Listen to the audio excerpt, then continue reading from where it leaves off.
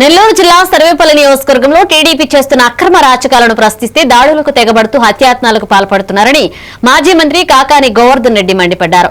నెల్లూరు జిల్లా వెంకటాచలంలో గత కొద్ది రోజుల క్రితం హత్యాయత్నానికి గురైన వైఎస్ఆర్ కాంగ్రెస్ పార్టీ ఎస్టీసెల్ నేత గోపాల్ను రాష్ట్ర ఎస్టీసెల్ అధ్యక్షురాలు మాజీ ఎమ్మెల్యే రాజ్యలక్ష్మితో కలిసి పరామర్శించారు. రాజకీయాలలో విమర్శలు ప్రతి విమర్శలు సహజమని, కానీ టీడీపీ నేతలు విమర్శలకు తట్టుకోలేక దుర్మార్గాలకు ఒడిగడుతున్నారంటూ దుయ్యబట్టారు.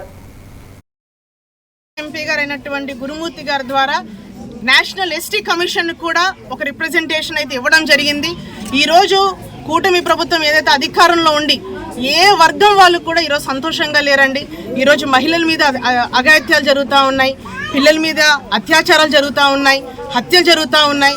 ఈరోజు వైఎస్ఆర్ కాంగ్రెస్ పార్టీ నాయకులు కార్యకర్తలు ఎవరైతే జగన్మోహన్ రెడ్డి గారు మీద అభిమానం ఉన్నటువంటి ప్రతి ఒక్కరు అండ్ అదేవిధంగా ఈరోజు ప్రభుత్వం చేస్తున్నటువంటి కుతంత్ర రాజకీయాలని ప్రశ్నించే ప్రతి ఒక్క గొంతుని కూడా నొక్కి ఈరోజు అక్రమ అరెస్టులు కానివ్వండి అన్ని రకాలుగా కూడా ఈరోజు కూటమి నాయకులు ఎవరైతే ఉన్నారో వాళ్ళంతా కూడా ఈరోజు పన్నాగం ఒక ప్లాన్ ప్రకారంగా ఈరోజు కక్షపూరితమైనటువంటి రాజకీయాలు చేస్తూ ఉన్నారు.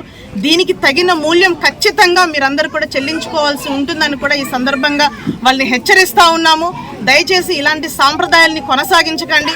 ఇదే కనుక కొనసాగితే రానున్న రోజుల్లో తర్వాత దీని పరిణామాలు ఏ రకంగా ఉంటుంది అనేది ఖచ్చితంగా మీరు ఊహించుకోవాలని కూడా ఈ సందర్భంగా మిమ్మల్ని హెచ్చరిస్తూ ఉన్నాము.